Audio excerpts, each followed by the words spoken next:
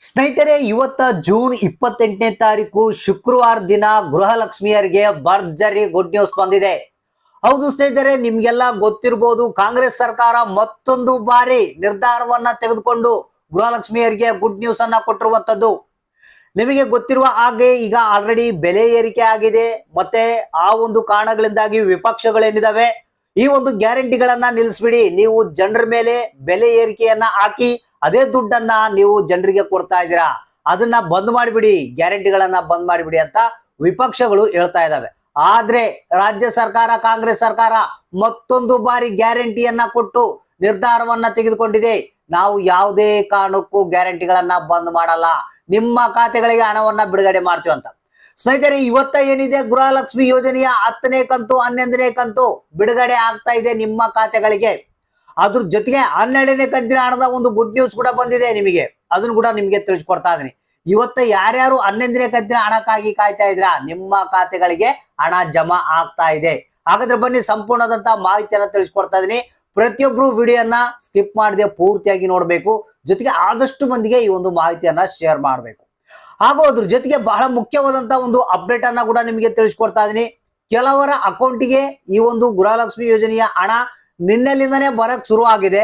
ಆದ್ರೆ ಕೆಲವರ ಅಕೌಂಟ್ ನಲ್ಲಿ ದುಡ್ಡು ಉಳಿತಾ ಇಲ್ಲ, ಖಾಲಿ ಆಗ್ತಾ ಇದೆ. ಅಕೌಂಟ್ಗೆ ಹಣ ಬರ್ತಾ ಇದೆ, ಆದ್ರೆ ಅಕೌಂಟ್ ನಲ್ಲಿ ಹಣ ಇಲ್ಲ. ಸೊ ಈ ರೀತಿಯಾದಂತಹ ಪ್ರಾಬ್ಲಮ್ಸ್ ಕೂಡ ಕೆಲವರಿಗೆ ಆಗ್ತಾ ಇದಾವಂತೆ. ಅದಕ್ಕೆ ಕೂಡ ನಾನು ಕಾರಣ ಏನು, ನೀವೇನ್ ಮಾಡ್ಬೇಕು ಅನ್ನೋದನ್ನ ತಿಳಿಸ್ಕೊಡ್ತೀನಿ. ವಿಡಿಯೋನ ಪೂರ್ತಿಯಾಗಿ ನೋಡಿ, ಮತ್ತೆ ಆದಷ್ಟು ಮಂದಿಗೆ ಈ ಒಂದು ಮಾಹಿತಿಯನ್ನ ಶೇರ್ ಮಾಡಿ. ಹಾಗಾದ್ರೆ ಯಾರ್ಯಾರು ಗೃಹಲಕ್ಷ್ಮಿ ಯೋಜನೆಯ 11ನೇ ಕಂತಿನ ಹಣಕ್ಕಾಗಿ ಕಾಯ್ತಾ ಇದ್ರಾ, ಸೊ 12ನೇ ಕಂತಿನ ಹಣ ಬಿಡುಗಡೆ ಯಾವಾಗ ಆಗುತ್ತೆ ಏನನ್ನೋದ್ರ ಬಗ್ಗೆ ಮಾಹಿತಿಯನ್ನು ತಿಳಿಸ್ಕೊಡ್ತೀನಿ. 10ನೇ ಕಂತಿನ ಹಣ ಬಂದಿಲ್ವಾ, ನಿಮಗೆ ಈ 3 ಕಂತುಗಳ ಹಣ ಭರ್ಜರಿ ಗುಡ್ ನ್ಯೂಸ್ ಅನ್ನ ಇವತ್ತ ನಿಮ್ಗೆ ತಿಳಿಸ್ಕೊಡ್ತಾ ಇದೀನಿ. ಅದ್ರ ಜೊತೆಗೆ ಸ್ಪೆಷಲ್ ಆಗಿ ಸ್ಟೇಟ್ಮೆಂಟ್ ಅನ್ನ ಕೊಟ್ಟಿರುವಂತದ್ದು ರಾಜ್ಯ ಸರ್ಕಾರ, ಸೊ ಈ ಗ್ಯಾರಂಟಿಗಳನ್ನ ಮುಂದುವರಿಸೋದಕ್ಕೆ. ಸೊ ಅದ್ರ ಬಗ್ಗೆ ಕೂಡ ಮಾಹಿತಿಯನ್ನ ನಿಮ್ಗೆ ತಿಳಿಸ್ಕೊಡ್ತಾ ಇದೀನಿ. ಹೌದು ಸ್ನೇಹಿತರೆ, ಇದೀಗ ಬಂದಿರುವಂತಹ ಲೇಟೆಸ್ಟ್ ನ್ಯೂಸ್ ಇದು. ಗೃಹಲಕ್ಷ್ಮಿಯವರು ನೋಡ್ಲೇಬೇಕಾದಂತ ಮಾಹಿತಿ ಇದು. ಸ್ನೇಹಿತರೆ, ನಿಮಗೆ ಮೊದಲಿಗೆ ಒಂದು ಮಾಹಿತಿಯನ್ನ ತಿಳಿಸ್ಕೊಟ್ಬಿಡ್ತೀನಿ. ಇಲ್ಲಿ ಕೆಲವರ ಅಕೌಂಟ್ಗೆ ಹಣ ನಿನ್ನೆಲಿಂದನೇ ಬರೋದಕ್ಕೆ ಶುರುವಾಗಿದೆ, ಆದ್ರೆ ಅಕೌಂಟ್ ನಲ್ಲಿ ಹಣ ನಾಪತ್ತೆಯಾಗಿದೆ.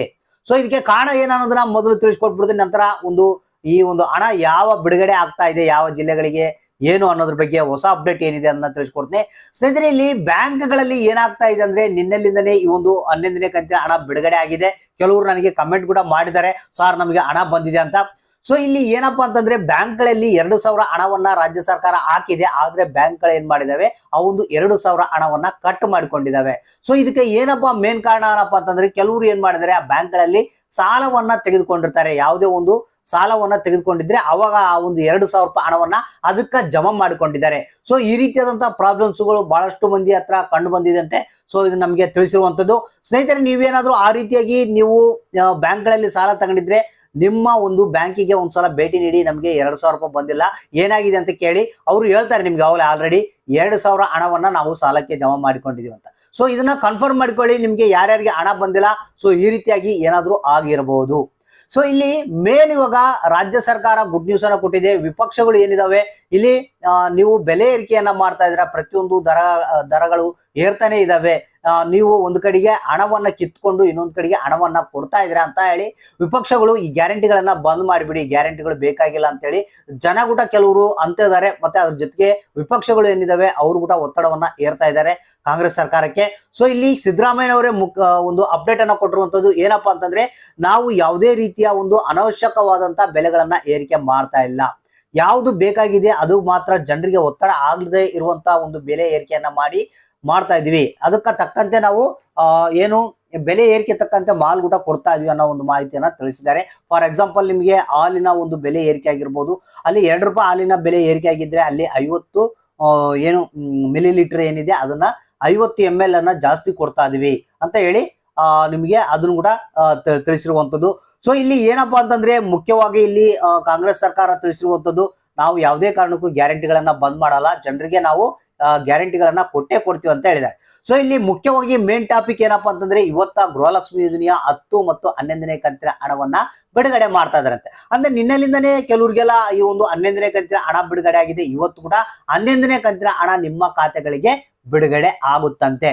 ಇದು ಮಹಿಳಾ ಮತ್ತು ಮಕ್ಕಳ ಕಲ್ಯಾಣ ಅಭಿವೃದ್ಧಿ ಇಲಾಖೆ ಕೊಟ್ಟಿರುವಂತಹ ಮಾಹಿತಿ. ಇದು ಯಾವ ರಾಜ್ಯಗಳಿಗೆ ಅಂತ, ಯಾವ ಜಿಲ್ಲೆಗಳಿಗೆ ಅಂತ ಏನು ಹೇಳಿಲ್ಲ, ಪ್ರತಿಯೊಂದು ಜಿಲ್ಲೆಗಳಿಗೆ ಬಿಡುಗಡೆ ಆಗುವಂತ ಸಾಧ್ಯತೆ ಇದೆ ಅನ್ನೋ ಒಂದು ಮಾಹಿತಿ ಬಂದಿದೆ.